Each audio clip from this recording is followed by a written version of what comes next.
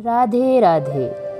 भगवान श्री कृष्ण की पावन नगरी वृंदावन, जहाँ हर गली में कान्हा का नाम गूंजता है, हर मंदिर में भक्ति की धारा बहती है और हर कदम पर श्री राधा रानी की कृपा महसूस होती है। लेकिन क्या आप जानते हैं कि सिर्फ एक दिन में भी वृंदावन, बरसाना और गोवर्धन के प्रमुख दर्शनों का आनंद लिया जा सकता है। आज के इस वीडियो में मैं आपको बताऊंगी कि किस तरह हमने हिमाचल प्रदेश के जिला ऊना से यात्रा शुरू की और मात्र एक दिन में वृंदावन की परिक्रमा, प्रेमानंद जी महाराज के दर्शन, बांके बिहारी जी, निधिवन, बरसाना और गोवर्धन परिक्रमा तक के दिव्य दर्शन किए। इस वीडियो को अंत तक जरूर देखिए क्योंकि आपको यात्रा से जुड़ी बहुत महत्वपूर्ण जानकारी मिलने वाली है जो आपकी यात्रा को आसान और यादगार बना सकती है। हमारी यात्रा शुरू होती है हिमाचल प्रदेश के जिला ऊना से। हर वीरवार को ऊना से चलने वाली श्री नांदेड़ साहिब एक्सप्रेस इस यात्रा के लिए बहुत सुविधाजनक रहती है। यह ट्रेन दोपहर 4:12 पर ऊना से रवाना होती है और हिमाचल, पंजाब, चंडीगढ़, हरियाणा और दिल्ली होते हुए रात करीब 1 बजे मथुरा पहुंचती है। रात का सफर होने के कारण यात्रा आरामदायक भी रहती है और समय की बचत भी हो जाती है। रात करीब 1 बजे जैसे ही हम मथुरा रेलवे स्टेशन उतरते हैं, बाहर ऑटो आसानी से मिल जाते हैं। यह पर्सनल और शेयरिंग दोनों तरह के ऑटो उपलब्ध रहते हैं। हम मथुरा से अटल्ला चुंगी के लिए ऑटो लेते हैं और करीब 25 मिनट में वृंदावन पहुंच जाते हैं। अटल्ला चुंगी पहुंचते ही सबसे पहले हम अटल गिरिराज महाराज को प्रणाम करते हैं और यहीं से शुरू होती है हमारी वृंदावन की पावन पैदल परिक्रमा। वृंदावन की यह परिक्रमा लगभग 12 किलोमीटर की होती है और इसे पूरा करने में करीब 2.5 से 3 घंटे का समय लगता है। लेकिन यह सिर्फ एक परिक्रमा नहीं बल्कि भगवान श्री कृष्ण की लीलाओं को महसूस करने का मार्ग है। परिक्रमा मार्ग में जगह जगह भगवान श्री कृष्ण की बाल लीलाएं और दिव्य प्रसंगों से जुड़े स्थल आते हैं। इसी मार्ग में कई प्रसिद्ध संतों के आश्रम भी पड़ते हैं जिनमें प्रेमानंद महाराज जी और अनिरुद्धाचार्य महाराज जी के आश्रम प्रमुख हैं।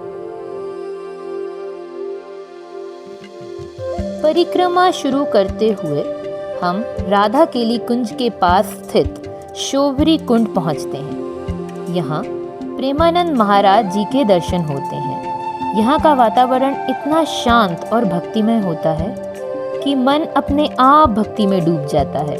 महाराज जी के दर्शन कर हम आगे अपनी परिक्रमा जारी रखते हैं। परिक्रमा मार्ग में आगे बढ़ते हुए मदन मोहन जी का मंदिर आता है जो वृंदावन के सबसे प्राचीन मंदिरों में से एक माना जाता है। इसके बाद कालीदह और चीर घाट आते हैं जहां भगवान श्री कृष्ण की अनेक लीलाओं का वर्णन मिलता है। आगे चलते हुए ठाकुर शिबांके बिहारी जी मंदिर के दर्शन होते हैं और फिर हम पहुंचते हैं यमुना घाट। यमुना जी के दर्शन और चरण स्पर्श के बाद मन को एक अद्भुत शांति और अनुभव महसूस होता है। यमुना घाट से आगे बढ़ते हुए हम केसी घाट पहुंचते हैं। यह वही स्थान माना जाता है जहां भगवान श्री कृष्ण ने केसी नामक असुर का वध किया था। इसके बाद रास्ते में तटीय स्थान आता है जो तपस्या और साधना के लिए प्रसिद्ध है। हमारा अगला पड़ाव होता है पानी गांव तिराह स्थित राष्ट्र संत बाबा बाल जी महाराज का आश्रम। इस आश्रम को नील माधव कृपा आश्रम, पंजाबी बाबा आश्रम और हिमाचली बाबा आश्रम के नाम से भी जाना जाता है। यहाँ कुछ समय विश्राम करने, स्नान करने और प्रसाद ग्रहण करने के बाद हम अपनी यात्रा आगे बढ़ाते हैं। आगे बढ़ते हुए रास्ते में नीम करोली बाबा का आश्रम आता है। यह स्थान भी भक्तों के लिए विशेष आस्था का केंद्र माना जाता है और फिर परिक्रमा पूर्ण करते हुए हम वापस अटल्ला चुंगी पहुंच जाते हैं, जहां से हमने अपनी यात्रा शुरू की थी।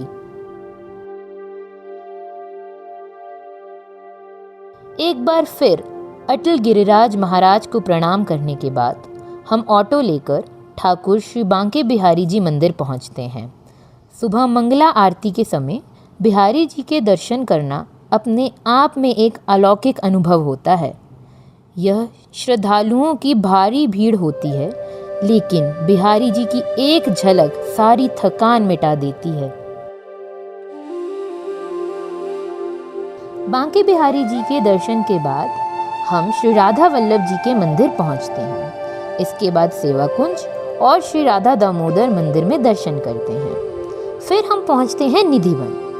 यहाँ मान्यता है कि आज भी रात के समय भगवान श्री कृष्ण, श्री राधा रानी और गोपियों संग रास रचाते हैं। निधिवन का वातावरण बेहद रहस्यमय और दिव्य महसूस होता है।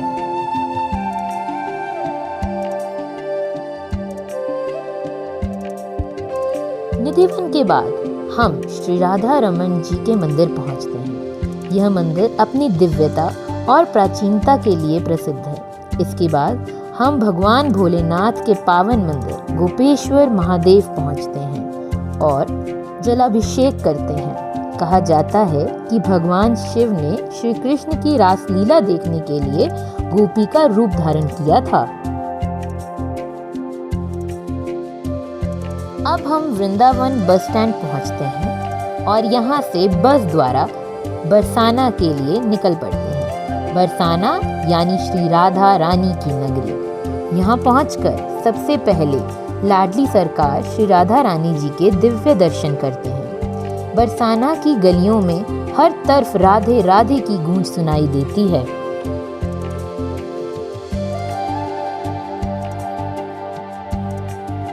बरसाना से हम ऑटो लेकर गोवर्धन के लिए निकलते हैं। गोवर्धन पहुंचकर सबसे पहले दान घाटी में दर्शन करते हैं और फिर ऑटो द्वारा गोवर्धन परिक्रमा शुरू करते हैं। यह परिक्रमा लगभग 21 किलोमीटर की होती है। ऑटो परिक्रमा के दौरान पूछरी के लोठा, मुखारबिंद जतिपुरा, राधा कुंड और मानसी गंगा जैसे पवित्र स्थलों के दर्शन होते हैं।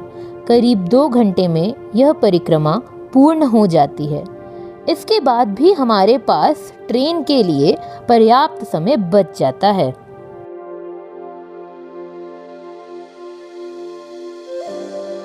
गोवर्धन से हम फिर ऑटो द्वारा वृंदावन लौटते हैं। एक बार फिर ठाकुर श्री बांके बिहारी जी के दर्शन करते हैं और कुछ समय वृंदावन के बाजार में बिताते हैं। इसके बाद ऑटो लेकर मथुरा रेलवे स्टेशन पहुंचते हैं। शुक्रवार रात करीब 8:45 बजे हम अपने शहर के लिए ट्रेन लेते हैं और शनिवार सुबह करीब 9 बजे हम वापस ऊना हिमाचल पहुंच जाते हैं। तो आपने देखा कि किस तरह सिर्फ एक दिन में वृंदावन, बरसाना और गोवर्धन के दिव्य दर्शन किए जा सकते हैं। अगर आप भी श्री कृष्ण की नगरी जाने का विचार बना रहे हैं तो यह यात्रा आपके लिए बेहद यादगार साबित हो सकती है।